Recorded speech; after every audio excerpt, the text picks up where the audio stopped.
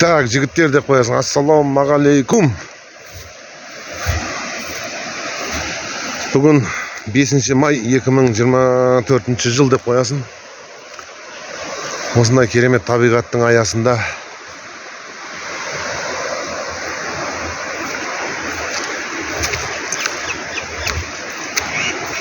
мощный, сочный демалыс дейсің.